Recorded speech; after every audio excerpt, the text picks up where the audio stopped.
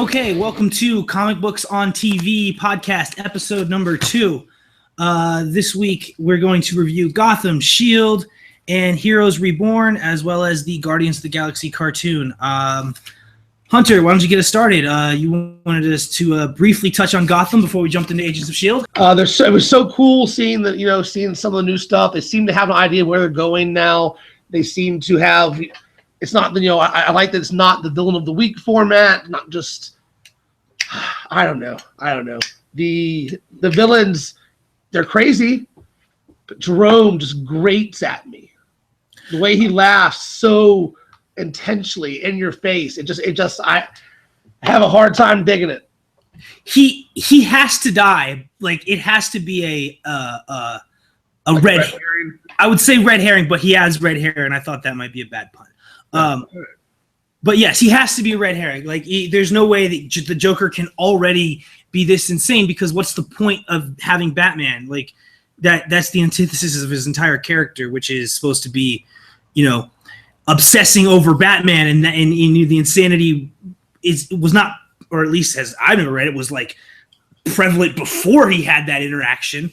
When the Red Hood is always like presented as like a very timid, unsure of himself criminal. Well, and even in versions where he maybe had a history in crime, say the original Batman movie or Batman Mask the Phantasm, in both of those he basically is like a low-level gangster, but he's not a psychopath. He hasn't lost his mind. Right. Like Joker, more than anyone else, like I like the Killing Joke version. I love he was a loser who was going to commit a crime and then had the day that drove him mad, and Batman is part of it. But even if it's not that drastic, he was already a bad guy. It's still the interaction with Batman that creates this psychopath that has truly lost his mind. And this kid, I wouldn't mind how crazy he was. You're right. If it was later on, if it wasn't still probably 10 years before Batman. But it's still, what gets me about this kid so much is the grating laugh. I feel like it lacks any of the natural creepy evil that Jack Nicholson had, that obviously Heath Ledger had, even that Mark Hamill has, especially that Mark Hamill has. That laugh, it cackles, it's loud, and it's like it's erupting from him, but it's not like he's pointing at you with his face and laughing at you just for a reason every time. Maybe sometimes, but every time he laughs, it's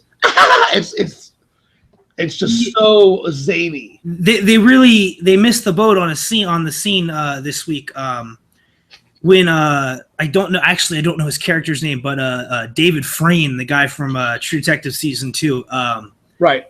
He's like the new. His sister's the one that bashed Sionis's head last week. Yeah. But like they have this thing with him and with Jerome and this cannibal, and like he presents him a gun and they're supposed to play Russian roulette, and like I got really excited because the Joker in my mind would just take the gun and empty every single one of those bullets into the shoot you immediately. He should have just been like bang bang bang bang bang bang. Okay, now we're done. But instead he like I am the boss now, and he like tries to like pretend like he's. I mean, it was totally overplayed and underwritten. No, I agree. The obvious Joker move is that he takes the gun and he maybe looks at it and then laughs and shoots the guy, pulls the trigger until he's dead. Yeah. I was, and if he had done that, I would have been like, okay, that was cool. Yeah. As it was, I mean, I read it as he saw which chamber the bullet went in, so he knew how much time he had. It's not like the guy spun it and then couldn't see anything. Right. But still, even taking it best, that he was just convincing the guy he's crazy. He knew he wasn't gonna die. The Joker likes. See, that's why he's so tied to Batman. The Joker's not. He's not suicidal. Not unless Batman kills him. He loves what he's doing too much. He enjoys fucking with Batman. As far as the content of the episode goes, we have to touch on. This is the most violent comic book interpretation that's ever been put on screen.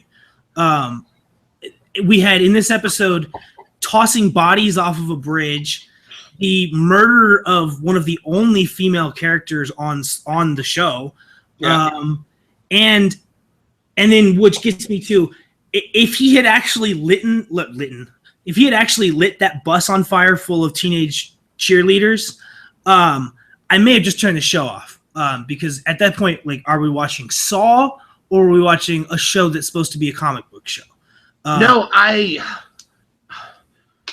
it's a fine edge for me, because the Joker doing those things, I'd be okay with. Right.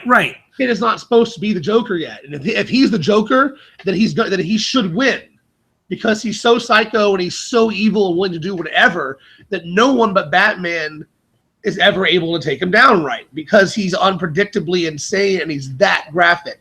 But to have just these psychos, or that, and I guess what bothered me about the scene wasn't that they were throwing bodies off for very little reason, but it wasn't how little respect they paid to it, because they're supposed to be completely psychos. But they were also supposed to not be, like, they're supposed to make them almost anti-heroes in the way that they're making the show. They're like half protagonists. Right. Which is my point. If they had lit the bus on fire, like, well, you can't have how can you ever watch any scenes with those characters and not just root for them to get killed or arrested? Or, it's taking it far to then do not much with it and to treat them like, oh, but they're funny. He's in the police station and you ain't seen nothing yet. And it's, one, overacted, and two, they didn't leave. I feel like the show didn't pay the respect to those deaths. No, you actually, thanks for mentioning what happened at the police station, because I meant to list that on the horrible violent acts of, just seeing like 12 cops get capped. Like, the fact that this keeps happening. Yeah. Mr. Zaz, who's a terrible rendition of Mr. Zaz, but we'll get into that in a little bit. But he goes in there last year and shooting the place up. This guy's in here shooting the place up. Like, this is the least secure government building I've ever seen. Yeah, 100%. On the other hand, the addition of Lucius Fox is a much welcome event. It gives us a character of color on the show, which, as far as I know, there were literally zero. Well, no, our dead Sarah Essen was she African American? She definitely had some kind of ethnicity to her. Okay, yeah, you're right. So there was one or two, and I guess Chris. Well, we killed her. So, which, spoilers, this is Jim Gordon's later wife and like partner through in some versions up through Dark Knight Returns. In comics, the Joker murders her much later. Like it, and one, the fact that she's dead already is a pretty big step with an actual big character. And two, she was a good character and yeah, you're right, a strong female. It was. They already turned one of their three female characters into a psychopath. Although, to be fair, they did make her strong. She used to be just annoying and a pincushion. Yeah, she was the most blandest female. Last year Barbara wasn't a character, so at this point it's a step up. Yeah, I totally agree. But yeah, but as far as the good things go, Lucius Fox, however stupid they had. Don't even get me started. So Alfred is Bruce's legal guardian, but he's allowed to fire him. Yeah, seriously.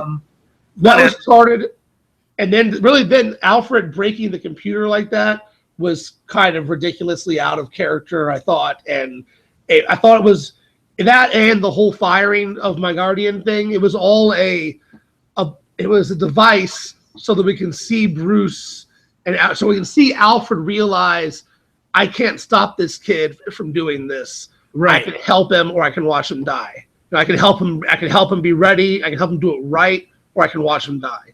It's kind of like the only way that they can ever, really do Bruce taking on Dick Grayson as Robin is that I've seen a couple of versions where they have, he goes out for vengeance by himself, and Batman stops him, brings him home like once or twice, and eventually he's like, well, this kid's just gonna die if I don't help him and show him how to do things. And this helps explain how Alfred could raise a kid to be Batman, because the kind of single-mindedness and abandoning of real life and the choices he makes, the danger he puts himself in, you've got to explain how this good person like Alfred could allow a child to do that. And so this was all a device to show us that, but it was poorly done. But you know what? I'm fine with it poorly done, because the guy that plays Lucius Fox is a welcome addition, and him and Alfred like having weird back and forth banter. I mean, that actually opens up some avenues where they can partner Alfred off in some scenes that don't involve Bruce or don't involve forcing Gordon into their lives. Like this kid goes to the police station like to hug. Like I was okay with that. Like I heard some people complaining last episode that they make a bomb to blow that door open. They can't just bring in. Aren't they billionaires? And it's like, one, they want their secrets. Bruce obviously already understands the power of secrets. And two, this is a kid who goes up to become Batman. He's a big fan of taking things in his own hands and handling stuff. So I have no problem with him blowing a door open in his own house.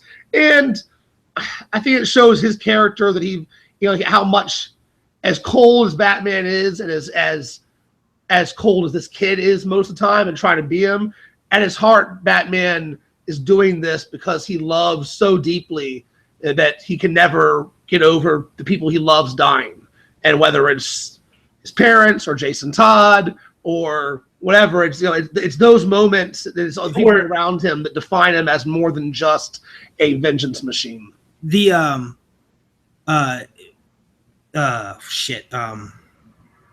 sorry, the kid that plays Bruce Wayne is now my favorite part of the show. Let's just have him. I would like to see from his perspective more. So obviously or it's not obvious to the viewers, but my brother Hunter, you love Rome. Rome is one of your favorite shows. Yeah. Bruno Heller, the showrunner of Gotham, it was the showrunner of Rome. Right. And one of the best characters of Rome, not one of, the best character of Rome was first year Octavian. Yeah. And the way it was a person of small power watching the world and then gaining power through knowledge. And by the end of the first season, he was like the smartest one on the show. Yeah. I'm hoping that that's the direction that they take the Bruce character, because no, you're totally right. That's an awesome analogy, and I hadn't even considered it. But you're right. The way they do Octavian there is perfect for how they should do Bruce Wayne. I mean, he needs to be. You explain him being the super force of nature that he is. He has to be smarter, more driven. He needs to be more than just. Well, at 20, he trained to be a ninja, in the old movies. Oh well, he's real rich and he has body armor. Like they need to make him Batman. The smartest, the most dedicated, the most willpower. This kid, he's always in control, and he's young. This is the chance to show him make mistakes, have a little too much anger, learn these lessons. Like in week 1 of the season, he sends Gordon out to prove that. Your mission is important by any means necessary, but what the lesson is, no, not by any means necessary, because now Gordon just murdered someone and is guilty of homicide or commission of felony, which is all stupid. But that's a lesson that he has to learn while he's growing up. That no, not any means necessary. There's the lines we draw, and in this one, we learn the lesson that he needs Alfred, and Alfred can either abandon him or can be his partner and his teacher. And I love the Bruce character. And I like Alfred a lot too. And I agree with you. Adding Lucius Fox, another actor I'm liking a lot to this mix. I hope that we see more of them and more of this kid growing to be Octavian, Batman. Yeah, you can definitely see the connection with the way that, even if you didn't agree with the outcome of Gordon of shooting the person, Bruce kind of manipulating him down that path. That's what made me put that together, was like, boy, that is that's what they showed Octavian do on Rome. Yeah. Was him, you manipulate, and this kid obviously is he's growing, and it's gonna be Bran Stark syndrome in a year or two when he's like 6'2". But watching this episode, I noticed the same thing. I think you noticed after week 1. I noticed that this is like, whoa, he looks a good deal more mature. Well, but before he grows into his physicality, I mean, they always show Batman learning his ninja skills and his, everything he learns on, his sabbatical, or if you will, and they never really show him like how he hones the world's greatest detective mind. So this kid in his non-physical state using his mind to kind of control Gotham is a very interesting angle to take. Yeah, I agree. So there we go. We had like 10 minutes of ripping on it, and then we stumbled into kind of praising their direction for a change. So if Gotham keeps going in this direction, we will have more good things to say about it in the coming weeks. I agree. It's definitely come a long way since last season. I really like what they're doing. I mean, I kind of wish that I could just watch the Bruce show without the monsters are coming. But, whatever. And Marina Baccarin continues to be awesome. I don't know if you heard the news this week that her and Benjamin McKenzie are not only together, but they're having a baby together. Yep, I did. So I'm not sure if, they're going to lay off putting them together, or if the reason why they keep removing love interests that we know Gordon has at certain points is to just kind of push them together. Right. Yeah. We'll see. I mean, lots of shows just hide that stuff with different outfits and wardrobe. Right. But now that Barbara is a complete psychopath, we do need a new explanation how in 16 years there'll be a young Barbara Gordon running around in a cape. Which, I'm not sure. Yeah. So he names his daughter, I guess, after his crazy psychopath bitch girlfriend. Is that what we're trying to? I have no idea. Don't get it mistaken. I don't have a good answer, but that seems maybe she'll be pregnant, and then somehow the end of Barbara Keane's life will be redeeming herself by saving Marina Baccarin, what's her fucking name? But Leslie Tompkins. Maybe that's how they have her arc end, is being redeemed, and she dies, and they're like, we'll name the baby Barbara. Yeah, she should be pregnant right now. She should be pregnant right now, unless they're gonna have Gordon and her like have some excuse. I mean, he can't have. There's no excuse that gets them back together. So if that's the case, she better be. I mean, she better be pregnant like now. Yeah. Or maybe she's so crazy she like stole some sperm. I mean, like they could. That's a possibility. Or maybe she will. Maybe one episode we'll find Gordon tied down, locked to a room, right, and, raped for his man juice. Yeah, I mean, I'm certain that that's not out of the realm of possibility on the show, considering. That would be one of the least unrealistic things to have happened on this show. That makes sense. Yeah, if I say that's what they do, I'll be totally okay with it.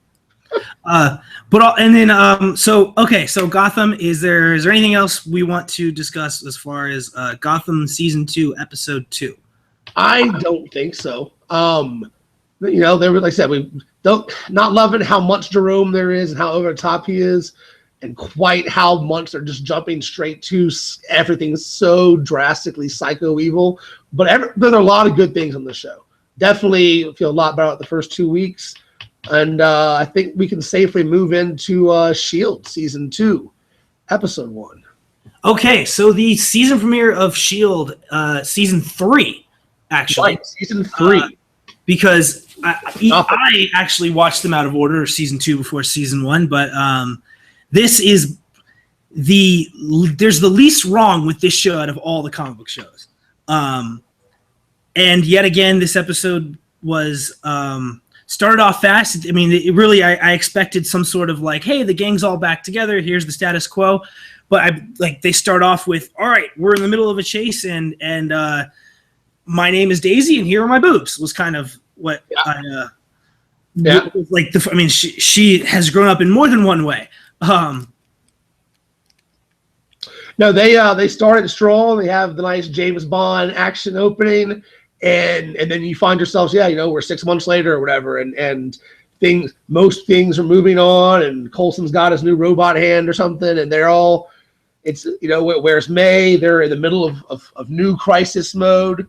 But it's all smooth. They do a great job jumping in and making you feel ready for this season. So 2 things you just said that I want to hit on right away. Coulson and his hand. Yeah. So it occurred to me, I've been making this joke all summer. I've been calling him Coulson Skywalker. And it occurred to me during the episode, like, Disney owns the rights to Marvel and Star Wars. Yeah. Someone should be calling him Coulson Skywalker at some point on the show because they have the rights to do that. That's true. It's not a reference that they can't make. I mean, it's the same fucking company. Yeah. And then 2, missing characters. Ward, May, Simmons, anybody else overtly missing? I don't think so. None of the main crew is there. We got Bobby, we got Hunter, we got all the main people. It was just jarring not I mean, May is it was the reason I was like the hook for the show for me at a certain point, and it was odd not having her on. I have read that her role is reduced, but I think that was in reference to S.H.I.E.L.D. in the show and not like as the actress on the show. Okay. Well, we know she went on hiatus, right, with her ex, whatever. So but I think the preview for next week's episode, I think she's in the preview. So, but unless that was just a coming this season on S.H.I.E.L.D., it seemed like she was going to be in it next week. The stupid DVR cut off before the preview. So I did not get that part, and then I actually saw today that Ward is like going to be part of the second episode. So yeah. I love this show. I love. Okay, so do we want to talk about other things, or do we just want to talk about Fitz Bond? Fitz was quite just the way he's talking to the limo driver and he's talking to the girl. You're like, this is a whole new guy. He was intense and he's kicking ass. And that monologue that he has where he's like, I've traced this here, I've traced that there, and then you extremists raided this old thing, and so now you have it here. That was spectacular. Yeah, no, he was great. The best Scottish accent on TV for sure. And that includes Doctor Who, which I'm not sure if you watch, but I do that. Anyway, so yes, the show starts with action, and it picks up even more. Opinions on Lash. I believe that is the name of the blue, spiky-haired Inhuman. Yeah. You know what? I don't recall much about Lash from my days reading comics. I don't have much preformed opinion. I mean, to be honest, I was pumped to see a real bad guy again. We had the Absorbing Man for an episode. Right. And every now and then we get Deathlock, to appear. But on the regular, it's a lot of espionage, which is cool. And when that's what they're doing, I think they've mastered the espionage portion of it. Ever since that episode last year was kind of had a True Lies vibe to me, like episode 2 or 3. But it was cool to see a monster. It was cool to see, right, this is the Marvel Universe. This is kind of an offshoot of the Avengers or Secret Warriors or something. And Skye, full on power mode. She's like Daisy. Yeah. That's one of this episode. My over under was 3 on the amount of times that we did that. How do you feel about the name change? I mean, they made a point with him saying, well, it's sure getting hard for us, isn't it? And they're like, no, I think it's a little hard. He knew this guy for 2 years, got real close to her, obviously considered her family. I think it is. I don't know. I don't know how I feel about the name change. I like it. I can see how she would adopt it very with gusto. She Sky was just some random. She didn't have a name. Yeah. But also, I feel like it's not that hard comment that you just referenced was a meta commentary on people not being able to get Caitlyn Jenner's name right. Yeah, me too. That's what I felt. And I felt like so you felt the same way. Okay. Yeah, that's what I felt. I was like, not that big a deal, Like she went by Sky a long time. To be honest, I can see it going the way where she's like, well, I know my dad, but my mom was kind of an evil bitch. My dad wasn't always great, and Sky is who I am, and I'm gonna keep the name Sky. So I can see it going either way, and I don't see how it's deserving of the meta punch, because I totally agree. That's what it felt like was a commentary on that. Yeah, but we do know that. Eventually, she'll be going by her code name Quake. They have not given that to her yet. Right. Now, as far as the Marvel Cinematic Universe (MCU) is what they call it, right.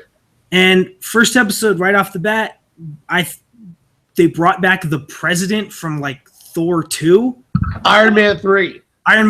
Okay, that's what it was. And are basically like calling out Civil War. I mean, like we know Civil War is not going to be about secret identities. We know that, and we know that it's going to be based on the events of Age of Ultron, and it looks like that the Inhumans are going to be playing into that because, it feels like we're starting with Civil War right now. It has that kind of vibe. It really does. I mean, it also has the vibe of X-Men and. Right. Every X-Men Future Past, every good X-Men story that involves the kind of inherent racism against mutants and that kind of thing. So it definitely seems like it's drawing straight to Civil War, I guess. Well, when Constance Zimmer, I don't think we have a name to her yet, but it was when she was she said, what she said and what the president said. I feel like that's. Like basically the Marvel universe being like, here's Civil War coming, y'all, and it's going to be based, Yeah. But as far as Constance Zimmer, how awesome was that scene on the train with her and Coulson? That whole scene was great. It was great showing off her how bad she is when she totally nails them, and then their little banter back and forth was fun, and then the escape and how just. How badass Coulson is always cool. I just love I feel like I'm talking to a ghost. Well, I feel like I'm talking to a corpse. Yeah. That was such a great line. And then when she drops so Tahiti, I hear it's a magical place. Yep. Just fantastic. And already I love that character. No, she's good. And that was cool to see. Was she on Smallville? I don't know. I don't really know where I know her from off the top of my head. Right. She's familiar as hell. I'm sure I should have Googled it. I actually kind of thought you might tell me. I don't think it was Smallville. I know what it was. She's Dana Gordon on Entourage. Oh, Entourage. Yeah, that's what it is. Totally right. That's totally what it is. Yeah. Yeah. She's the female Ari. Yeah. Whatever. But yeah, she's always good too. She fits well. I was excited when I saw her. So I was like, I can't remember what she was in, but she's good. So yeah, Entourage, good call. And now, what the only flaw, as far as I'm concerned, with the first episode of season 3 was the kind of force feeding us this Lincoln dude. Which I know he was a character last year, and I know that girls love this actor, but like who is he? Do the girls love this actor? Who is he? I have no idea. I just know that there was. He's dreamy. Yeah, and there was a big what was it? There was some clever hashtag name for her or for him and Sky as a relationship last year. Huh. Okay. But I didn't really think that it was. I mean, like we have to go to this one doctor, and we know he's going to be he's a regular on the show. So that was a little like, all right, well, you didn't have to jump into him right away. I have no feelings about him one or the other, so I didn't really care or mind. I did like the showing them rescuing this new Inhuman and putting him in the cage, but talking to him the whole way, be as reasonable as possible, trying, not. I like them showing the difference between them and other government agencies and the way that things are handled with mutants, usually in the X-Men universe. And I also like the moment he started freaking out, Sky just, and the guy is on the wall. It was cool, and I'm interested to see where this guy comes from and how they're going to use him. He's a decent guy. What's her name? Bobby Morse. Adrian Palicki. Yes, Adrian Palicki. She's cool. She's a good character. She acts well. She's hot. She's badass when she fights. I like having her on the show. I think she was a great addition to the show last year. I'm glad they're keeping her around. Yes, and Hunter is also very cool. Hunter is very cool. Asshole. Because he's probably my favorite character on the show. Now, can you feel the spinoff happening with them, or have we even confirmed whether that's going to be a prequel? Like, we know that they're getting their own show, but do we know they're leaving S.H.I.E.L.D.? I do not know if they're leaving the S.H.I.E.L.D. And I haven't heard, is their own show official yet, or is it still being tossed about with is the Agent Carter season 2 or the show, or then after that? And is it finalized yet, or is it still just kind of what they're planning? Yeah, they've there's a script in the works for a pilot, and they're going to try to shoot it to have it ready for to see if they want to pick it up for next summer. For next summer, okay. Yeah. Because well, I mean, I guess you definitely feel them setting up for their own thing, but I guess they'll probably, whether or not they leave, I'd probably leave S.H.I.E.L.D. I doubt they have them both. It would be really. I kind of think it should be a prequel, and in that way they could bring back Xena. Yeah, and like have it set. There was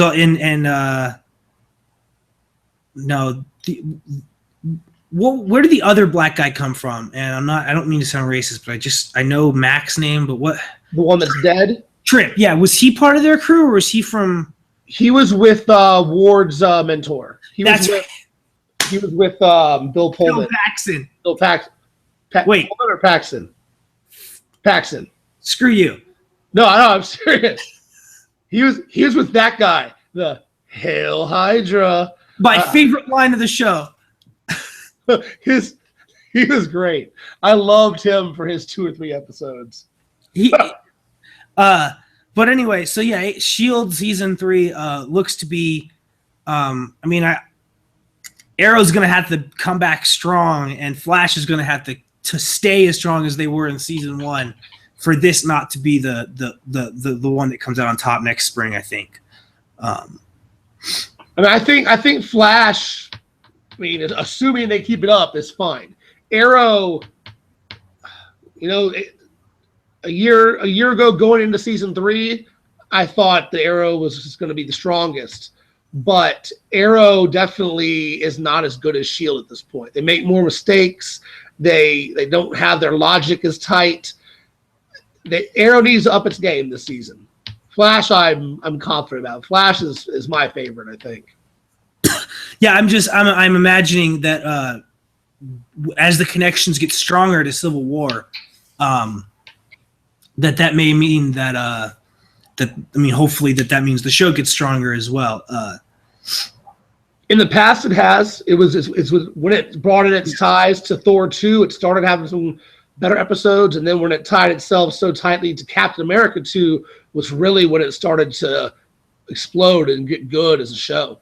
And didn't they referenced Ant-Man on Tuesday? Yeah. They had they talked about Fitz having theories about the Palmer technology. Yeah. Okay, so where the fuck is Simmons now that we've covered everything else? Negative Zone? Well, no, That's probably FF, isn't it? If they don't have the rights to Negative Zone, we just saw the Planet Zero in Fantastic Four. Yeah, you're right. So is Negative Zone Marvel U thing then? Or is that DC and I'm just... No. Josh Trank's just an asshole and decided to call the Negative Zone something else to not make it too comic booky. Okay, but FF does have the rights to Negative Zone? Yep.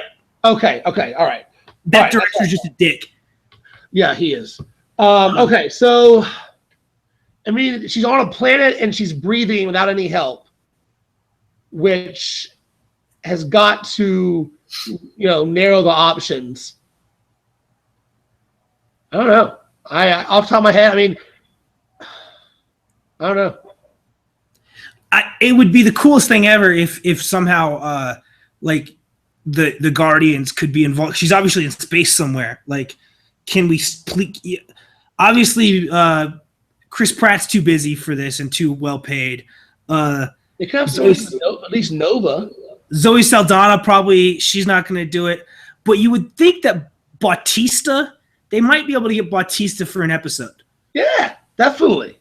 Or at least they get someone from the Nova Corps and at least tie it in that way. It wouldn't be a famous face unless they got John C. Reilly, of course. But I love that he was just that guy in the Nova Corps. Oh, but I don't know. I don't know what planet. Like if it was DC, I'd have lots of guesses. But in Marvel, like, you've got the Corsair, the Starjammers, but they're X-Men. The Shi'ar and Lalandra are X-Men. Okay, so now that we're just straight up talking about this, there's no. So the Shi'ar in them, that's X-Men stuff, right? Yes. Okay. Now in the Guardians of the Galaxy cartoon, the one that aired Thursday or whatever, there's reference to Spartax, and there's like the whole plot is based around Spartax. And I looked that up in the Marvel database, and that is Shi'ar related.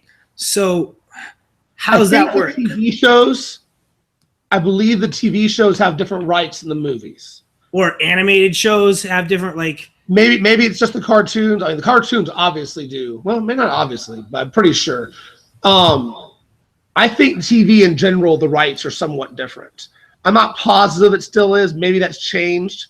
But I believe in the TV world, they can do more things. That being said, maybe, it was handled in some lawsuit and got slipped in the way that the Inhumans are being used by Marvel as opposed to by the FF, because right. I don't know when the FF or the Inhumans stopped being FF related, except when they're their own thing. I don't know how you would try and pretend that they had something to do with the Avengers and the overall Marvel universe. Well, because technically, they come from the Kree, and technically the word Kree showed up in the Avengers before FF. But but the Kree are mostly... Weren't the Kree mostly in FF villains, though, until the invasion? All of it, yeah, 100%. All of it, they were... Anything cosmic related was 100% FF. FF or sometimes X-Men. Yeah. Right. So if the Kree can be Marvel Universe, I don't understand that either, because obviously maybe they were first in Avengers, but if that's the logic, then why does Marvel get to use Quicksilver and Scarlet Witch when they were first Brotherhood of Evil Mutants?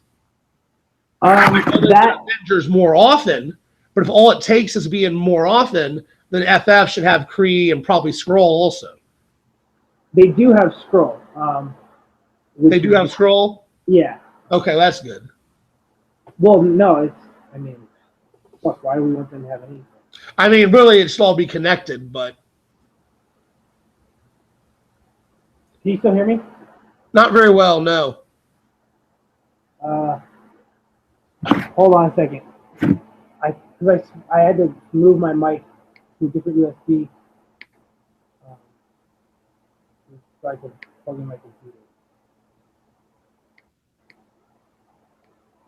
Is that better? I really can't hear you very well. Is that better? No, How about now? it all sounds the same. It sounds like the mic just got muffled. Huh. There it is. Oh, that's okay? Whatever. It was loud down by your hands. Is your mic plugged in still? Maybe it's your computer mic I'm hearing. Yeah, no, that's what I just checked. It says it's plugged in, and it says it's going to that. So. Tap that microphone. Do one of these. Yeah. I can't hear anything on that. Speak into it. Hello. I think it's off. Okay, well, I'll switch it back then.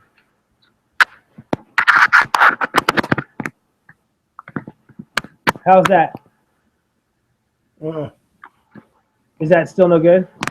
I can understand you. I can hear you. It's just not. It doesn't sound clean and loud like it was. Yeah, well, it's not. Obviously, it's not coming through on there. Shit.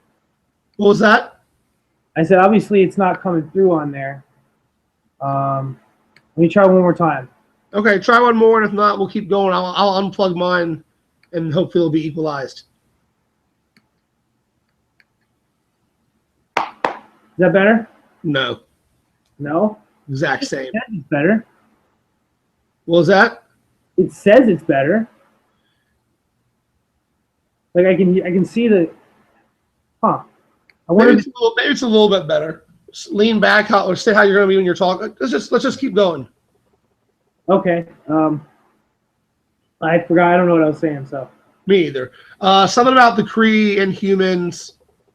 We were just talking about that. The Skrulls. Who owns what? And Okay, what could we? I think what could we expect to see with the? Oh, where was Simmons? That was it. Right. Okay. Sorry, anyone who's listening. Well, one internet theory is that she's going to be the precursor to Captain Marvel. Huh.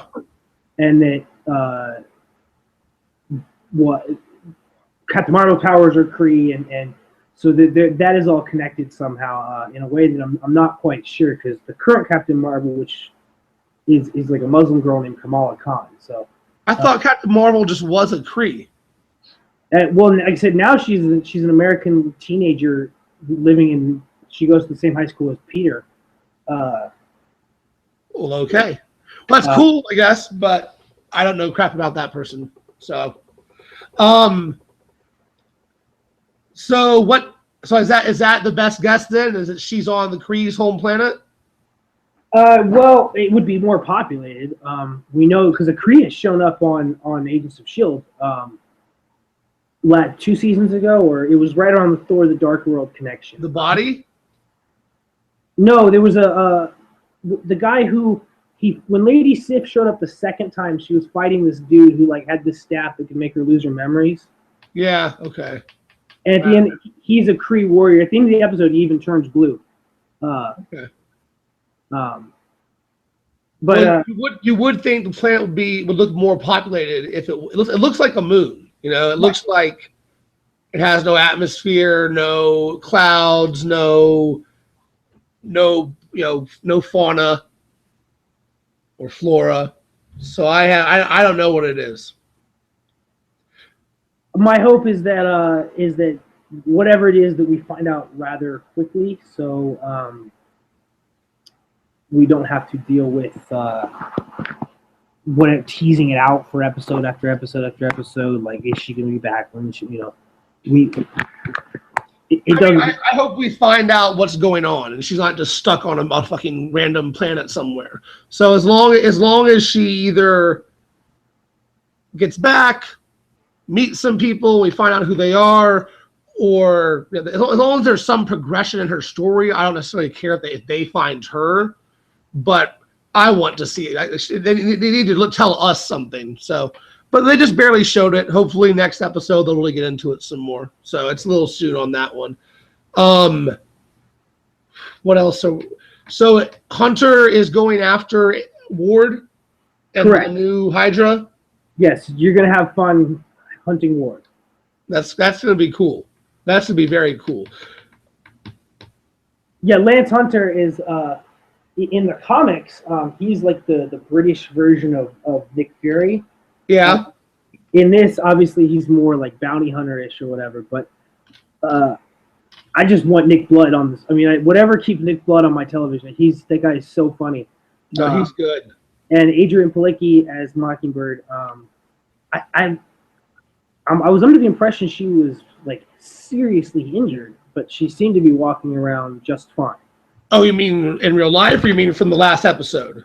Well, no, this is actually just from reading the stuff that reading interviews with the actors over the course of the summer. So you're saying in real life she thought she was injured? No, okay. I guess I'm not phrasing it right. In every scene, in everything that anybody mentioned Bobby going into this season, they always talked about how like Ward fucked up her leg and she was gonna like have to change her life. And I didn't see any evidence of that. Well, I mean, they were saying she was still in physical therapy and couldn't go back in the field. We know she took a bullet through the chest when she saved Hunter, and I guess Ward beat the crap out of her. We know it's already been a few months. It's been long enough that Coulson, I think, probably inappropriately has saying he's moved on from looking for Simmons. They're accepting she's missing. Seriously. What? Seriously. Yeah, that seemed a little out of character. He never gave up on Sky, never wanted to give up on Ward, but Simmons is missing a few months. Well, we got life to live. She wouldn't want us to waste time like, looking for her or trying to save her or anything. And I'm not saying you throw away everything else, but even for a minute, hold it against Fitz that he's still looking. I don't think that's really in his character. No, I wouldn't hold it against him at all. You referenced Arrow 2.5 and like the in-between season stuff that the CW does. Right.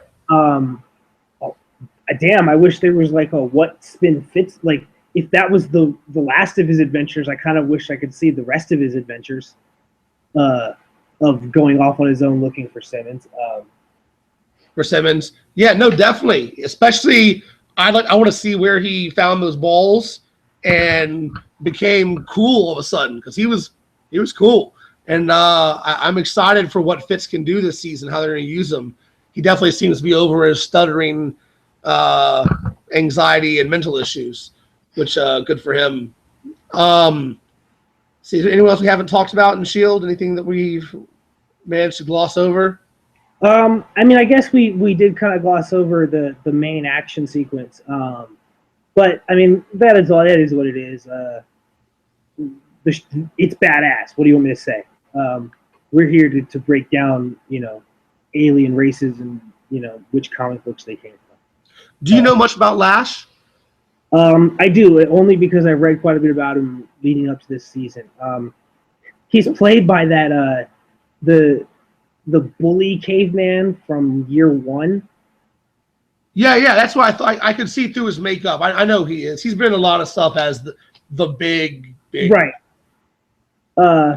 So I kind of always liked that guy, even though that movie was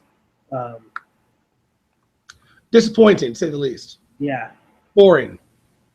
But anyway, yeah. So he's a when the mass like Inhuman thing happens or whatever they're gonna call it. He decides that he's going to be the judge, jury, executioner of whether these Inhumans that are becoming inhuman deserve their powers or not. And at this point, he just decides none of them do. I have no idea. Maybe he's got like 4 or 5 that like he's chilling with back in the thing. That he's like, all right, you guys are cool. I have no idea. That's true. I'm curious. I mean, he looks powerful. Obviously, he doesn't look incomprehensibly powerful, being that just took two Inhumans and a guy with a pistol to, get rid of him.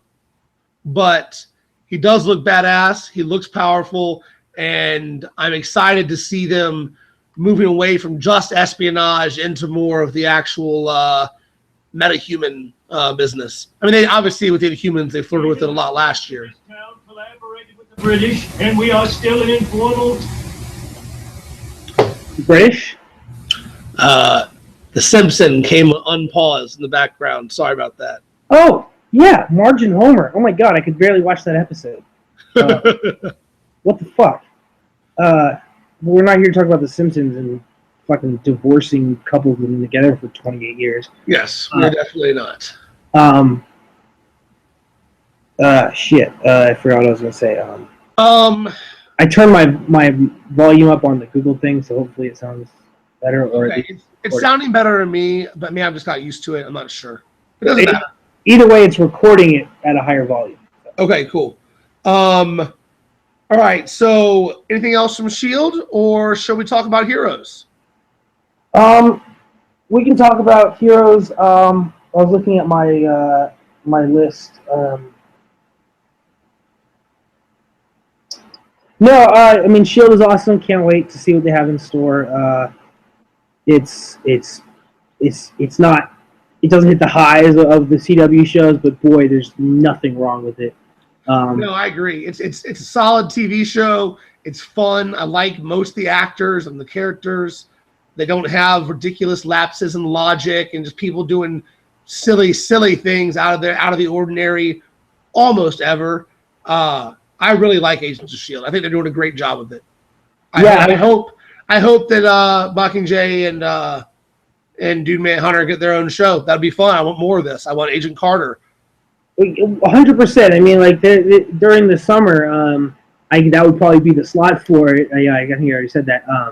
But sure, why not? I mean, Marvel. I mean, there's just like there's no reason to watch shows that aren't Marvel when there's or DC when there are this many on at a certain point.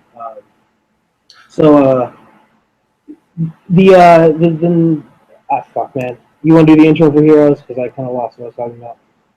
Sure. Heroes. I think as you said last week, there's rarely been a show that I felt there was less of a need for. But, man, I liked it. I really did. I thought that the way they brought in the new characters was cool. I liked them bringing back HRG, Horn Glasses, and him kind of helping to bring things back together with Dynatech and all the other stuff. I really like I don't know his name. I can't remember it, but the new adolescent dude who can teleport people places. I like the actor. I like how they've had his story so far. I like what's his name? The nerd, Chuck.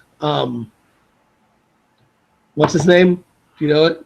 No, so I'm going to be honest. They could just call this like anything, and I would be like, all right, this is cool. It's a show about people with powers. It has been, 5-6 years since Heroes season. I mean, when you did the intro, I was going to say like, what season is this? What episode of this? Right. As cool as it is, and as good as it is, like a show about people getting with powers, like, didn't we just talk about that with Agents of S.H.I.E.L.D.? Like, there's no need for this to exist with the other comic book shows on TV. But I'll take it. So, I like it. I think that the first episode was real good, and I'm excited to see how it plays out. It really is. I mean, to pretend that Horn Rim Glasses guy to Agent, whatever his name is, was the main reason people watched it, or was a linchpin character. It's silly. We've lost all the main characters. Even I think they're bringing Hero back in the next episode or two. Did anyone ever really care about him? Wasn't it always about Cheerleader or Petrelli or fucking Siler? We'll see how things go, but as long as they do a good show, I'm in with it. Was the black guy? And again, I'm sorry, but I don't know the actor's name. Was the black guy who was assisting Horner and Glasses? Was he on the show before, or is he a new actor that I know from somewhere? The one that killed? Yeah. No, that was the guy that he rolled with him in the old series that would make people forget everything. It would wipe their memories constantly. He was okay. So he was in the old show. Yeah. He was Agent whatever the hell's sidekick. Ooh, yeah. Bodyguard. I have so little memories of this universe and like the rules it played, but it doesn't even play by its own rules that it's set out with. So I guess I guess you just have to take it for what it is. Yeah. No, but who's the actor that the guy you watched that show Chuck? He's the who is that? What's his name? Zachary Levi. Yeah, he was good. I liked him. I thought he was cool.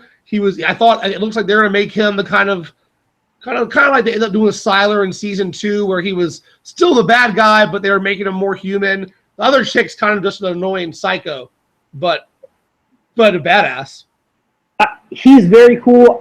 He's gonna make a cool villain. It's or whatever you want to antagonist, if you will. But boy, does it kind of make me sad because I thought that dude, like, I was thinking like, boy, DC's gonna cast him as the Flash. As someone big, as something real. Yeah, I mean, or at least like he'll be on, CSI New Orleans, So I did not think that his career would still be on third-rate NBC sci-fi shows. And it's not an insult to the role. It's just, boy, that actor had a lot of potential. I mean, he's well known. He's treated like he hosts that Geeks Who Drink show on Sci-Fi. I know I've seen him in a few other things as far as being like a personality. He's famous for being a cool, talented, good-looking guy in the sci-fi genre or the comic genre. But you're right, he hasn't ever really popped. He's like the king of Comic-Con. He does this thing called the Nerd Machine where he like hosts off-site panels. Oh, yeah? Yeah, and he's like the king of con, and that's where he gets a lot of his nerd cred from. And he's married to Missy Peregrine. You remember that girl from Reaper? Yeah. She's another one where I was like, boy, I thought that she was gonna go places too, but she got her own show, didn't she? Like some cop show. Still rocking it. A while, I never watched it. Rookie Blue, ABC's on the summer. Yeah, definitely never watched that. No, I've never seen the episode, but I love her, or I liked her a lot on Reaper. I loved Reaper. Reaper was awesome. That was the show I was sad to see go. That's one where I'm confident that none of those people are doing anything, and they could reboot it right now. Dude, that one guy, the fat loud friend, they thought he was gonna make it big. He's had like 5 shows that have started and bombed miserably since then. But I thought he'd be big too. I thought she'd be big. I loved Reaper, and I hey, reunion time for sure. Yeah, and what's the dude that was just always down to hang out? He was the guy from Old School. Is that like the other best friend, Hispanic? No, but he like didn't have a role. Old School. He was just down to hang out all the time. That was like my favorite part about that show. Yeah. The devil certainly gets work. But anyway, we didn't mean to devolve into a conversation about Long Dead. But again, we're talking about a Long Dead show. You know, Reaper and Heroes aired around the same time. To be honest, I think they should have rebooted Reaper instead. Now we talk about it. 100%. Like, I mean, that show had a lot. Yeah, Heroes is. I mean, it was when it came out. What was that? 2005. 5 or 6, somewhere in there. Yeah. And it was like during Lost's 3rd season when Lost like went off the like deep end with its like time traveling LaFleur stuff. And it was like it was like introducing sci-fi fantasy to television. But now we have this podcast exists. Like, back in the day we would have been like, Heroes, that's it. Heroes I have a lot of love for the attention it brought, the genre, the acceptability it brought, the fact that, I mean, it's because of Heroes and in Smallville that we are where we are today, where we have 5, 6 shows. We have Daredevil. We're gonna have Jessica Jones. We are hopefully gonna get the Titans. Fingers crossed. I read again recently that Titans is still on. They're still putting things together. So hopefully, I can't imagine it'll be ready for spring like they thought, but hopefully summer or next fall. So next week we will be back with Shield Agents of Shield season 3 episode 2, Gotham season 2 episode 2, and Heroes Reborn. Gotham season 2 episode 3. Season 3, correct? Yeah, that's one ahead. And Heroes Reborn, whatever the fuck it is. Season 6, season 5, episode 2. It better stay good to keep my attention. No, you know what? It started good. It has my attention. But you're right. There's so many other things, and we're not even there yet. Once Supergirl comes out, once Arrow and Flash are on. Well, that's what I was getting to. So next week, we will also be back with The Flash, Season 2, Episode 1, and Arrow, Season 4, Episode 1. Could not be more excited. Yes, those air next week. Any thoughts on Flash, what you've seen in the trailer so far? I just rewatched the last episode of last year for Flash. Okay. And, man, that show is just so freaking solid. And I'm excited, man. We know Jay Garrick's coming. We know what The Edge is playing Atom Smasher or JSA's Atom. We know that Wally West is coming this year. I'm pumped. I don't know how to say it.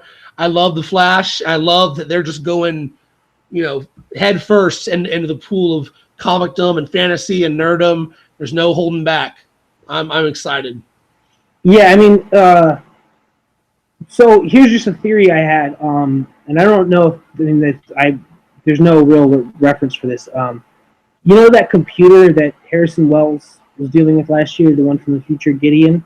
Yeah. So that's got to be like the latent the Skynet or the beginning of the Anti-Monitor, right? Like a sentient computer that like deals with multiverses, like that can like see into other versions of universes. That has to be the beginnings of the Anti-Monitor, correct? I mean, not correct, but like, right? Could be. It could be that. It could have some ties to a mother box. It could. I mean, how did he? These are. The point is that anything is if they want to do a fucking Crisis on the Earth, sure, why not? If they want to do New Gods, why not? Mr. Miracle would fit so perfectly on this show. Yeah. They wouldn't even have to deal with like Granny Good. I mean, you could not that they would stay away from the crazier ones, but I mean, season 2 is probably going to be Earth 2, but I mean, I imagine that the Earth 3, 4, 5, Alpha 6, whatever Yeah. You can go any direction you want. I'm hoping that in the Earth 2 with Jay Garrick. Yeah. That there's been no pictures of this, so I have no reason to believe that there is. But I'm hoping that there's a Stephen Amell plays a version of Green Arrow with like the red gloves, and like the pointy hat with the red arrow. Yeah. Like I hope that put Stephen Amell in that Golden Age costume just for like one scene, and I will like shit myself.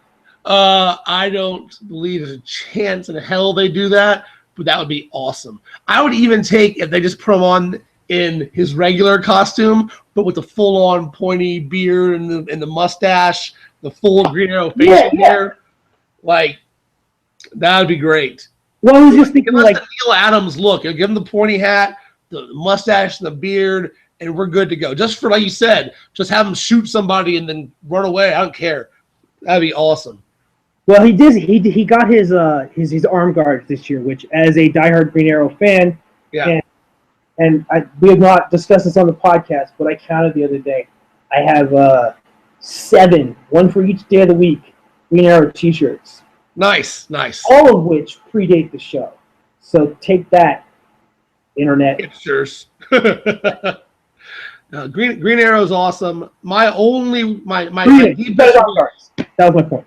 What was that? My point was he's got his arm guards, and it's been 4 seasons, so good fucking about time.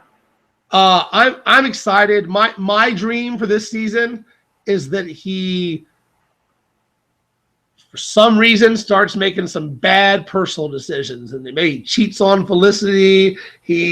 I want to see him get in a fight about doing things morally in his company, being more environmentally friendly, and then start drinking when he's done and getting pissed off. And I want to see Green Arrow. You know, I want to see the Green Arrow from my life. What some of the best comics around, man. Green Arrow is like Batman. You can put him in so many different scenarios because he doesn't rely on, he's super fast, he can fly, he can pick shit up, he's bulletproof. You can do so many things with him. And unlike Batman, you don't have to pretend he's perfect. So you can do so many interesting stories. And they're doing a good job. They're telling some great stories. They've also been simplistic over the last year, I think, and devoted way too much time to one major thread. I'm excited. My hope for this season, and it's probably not going to happen, is obviously him running around with Hal Jordan in just some. It's got to happen. He's going to Coast City, right? Well, yeah, but did you see that post that that Mark Guggenheim made with like the in blackest day in brightest? Shit. Yeah. The poster with the city's like tag or something. Yeah. But if we're not going to get Hal Jordan, and you're not going to go to my favorite Green Arrow comics, which are the Hard Traveling Heroes from Neil Adams and Denny O'Neil, go to, and they're never going to do this, but like it'd be awesome if him and I guess it'd have to be Laurel ran off to Seattle for like 4 episodes. That would be awesome. I'd have been fine if the whole series took place in Seattle, because that worked fine in the comics. Star City's cool too, but that's one thing that Marvel has, is that because all their characters are based in real or realistic version, or they have real city names, even if they do crazy things with them, and they are right. That'd have been cool. But I agree. I would take a visit. I would take a trip there. If he's gonna be on Coast City anyway, he could swing by. And dude, they mentioned a pilot missing, right? They mentioned a Ferris Air. Yeah, they straight up referenced Hal Jordan, like not even a joke. But who mentioned him? Was it in Arrow? No, that was on Flash. Okay, so if he meets Hal Jordan could just be some pissed off pilot who just got out of the Air Force, or is on leave or something, or maybe he has to go on to do some mission with this pilot. There's no reason he couldn't hang out with Hal Jordan, even if Hal Jordan's not doesn't have a ring on. No, I had a sneaky suspicion that the flashback arc this season is gonna be an homage to the Hard Traveling Heroes run with him and Hal, but they had Dinah with them too, so not for the whole thing. Yeah, no, I actually reread some of those recently, and those are just incredible. But I mean, as far as the going to Seattle thing, I mean, you're totally right. By all rights, this show should be set in Seattle, and it shouldn't deal with the rest of the comic universe. I mean, that's the run of Green Arrow that they drew from for so much. But you know, the fact that we got Flash out of it, like I'm okay with that. No, I'm okay with them doing anything they want, man. They do a great job. Mike Grell, that's that fucking writer. Sorry, the 80s guy. I'm sorry, it took me a minute to think of the writer's name. Grell, he's the guy that did the Hard Traveling here, the Longbow Hunters and Longbow Hunters, yeah. But the run after that, where it was just like him in Seattle for like 5 years. Yeah, there was a long run. That's where the good, like, even after Longbow Hunters, when they started his comic that was suggested for mature readers, because it had violence, and that's when he stopped using silly arrows ever.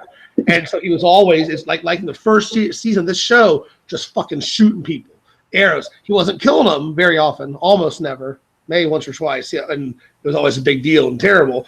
But it was graphic. There was nudity. It was serious. That's the Green Arrow stuff that I love. And so I guess, you know what, maybe it's unfair to say that's the Green Arrow, since that version was only really, 7 or 8 years. But man, maybe like they took a dead character who had never had his own book before, ever. He had been in the back pages of Brave and the Bold for most of the 70s and 80s. Well, he and Green Arrow had the Green Arrow, Green Lantern was its own comic. Yeah, I mean, they had to shoehorn him into that. I mean, the ones you're talking about, that was the first standalone title. And, you know, you don't get Quiver without that. You don't get so much of that, the Winnick run where you know he goes away for a year, comes back, and I mean I guess they referenced a lot of that too for season 2. Yeah.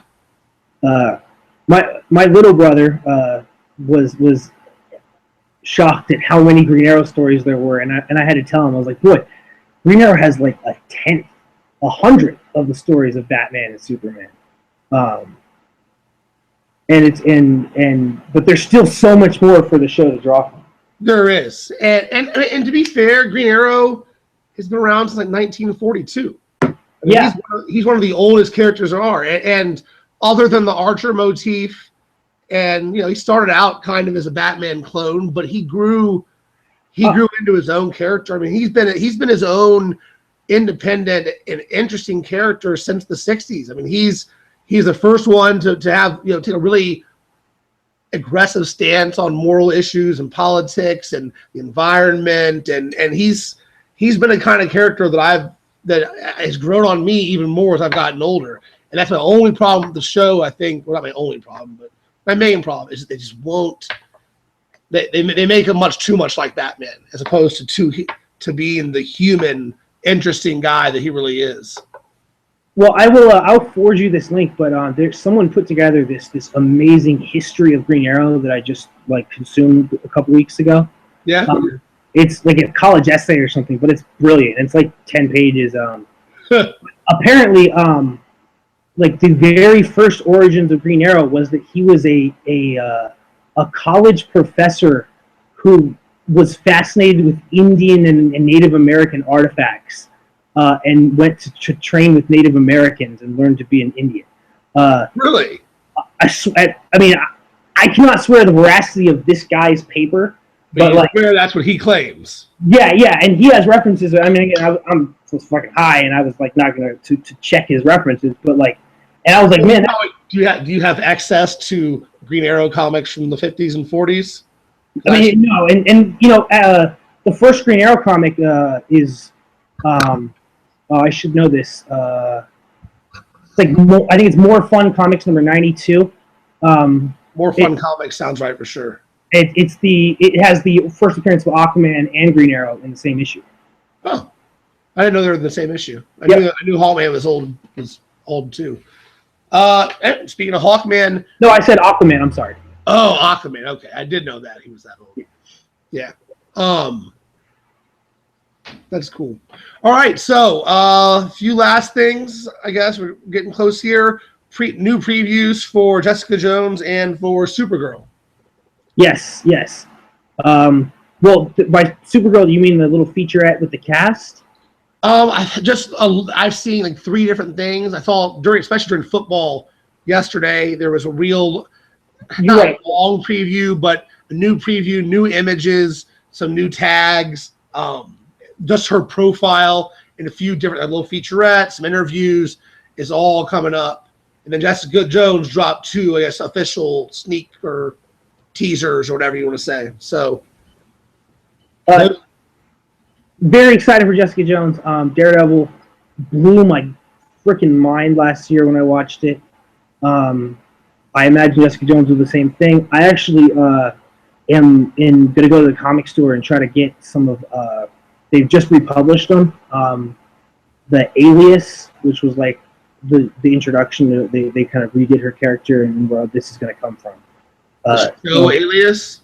No, that was the name of the Brian Michael Bendis comic about Jessica Jones. I remember that comic coming out, and I just thought it was a comic based on the show Alias. Right, me too. But no, that's where like her whole. You know, her origin is that she was a superhero who gets mind controlled and sexually abused for 6 months, and then she realizes that no one noticed that she was gone, so she says, "Fuck it, I'm not going to be a hero anymore." Right. So, but that's the comic where that comes from. So in 1 week or 2 weeks, I will have a very strong preview for Jessica Jones. Cool. And the Supergirl thing, I referenced this a couple times. Agents of Shield and Agents of Carter. The Agents of Agent of Shield and Agent Carter. Right. The casts of those two shows have been engaged in this 8-month-long dub smash battle. Right. And this week, Coulson, Peggy, and Melissa Benoist, who plays Kara Jor-El, Supergirl, dropped a new one singing "Why Can't We Be Friends?" So you had Supergirl and the agents of so Marvel and DC being like, "Why can't we be friends?" Yeah. Very, very, very cute, very clever. I had known nothing about that actress, but now I have now I like her because she was in that with Peggy Carter. So yeah, Supergirl comes out the first weekend of November, I believe. I think it's the last weekend of October. Okay, so it'd be October 29th or something like that. You said Supergirl? Yeah. Yeah, and Supergirl is the end of October, and then shortly thereafter, Jessica Jones. Yes. Well, we will do weekly reviews of all these. Enthusiasm may be a bit higher next week for Flash and Arrow, and may not spend 20 minutes bitching and complaining about Gotham. Yeah, Gotham's have to fight for a spot because correct. Once all these shows are out, I mean, I guess the week that that Jessica Jones comes out, we may just have to do a second show or something because it's going to be a whole season, or because you don't want to do weekly reviews of Jessica Jones and wait to watch it, do you? I don't know. That one is always difficult with those Netflix shows. They don't, they don't care about weekly reviews of it. So Yeah, no, you're right. We'll cross that bridge when we get to it. Next week, big week. I'm excited. I can't wait for the Flash. I hope Arrow's better. And last year I thought it was going to be. I can't wait for Arrow either, but I'm really pumped for Flash. Yeah, I mean, I'm actually more excited for Arrow, to be honest. I mean, he's going by Green Arrow, and Stephen Amell has been the greatest promoter of his television show ever. He has been awesome. The stuff he does at WWE and just always on Twitter, and he defends the Grant Gustin Flash against the Ezra Flash. He's taken being the linchpin of the TV DCU very seriously. Well, and he's a Blue Jays nut, so he's always tweeting about Josh Donaldson and whatnot, and that always endears me when people do that as well. Thanks for listening. Thanks for watching. Comic Books on TV. Talk to you next week.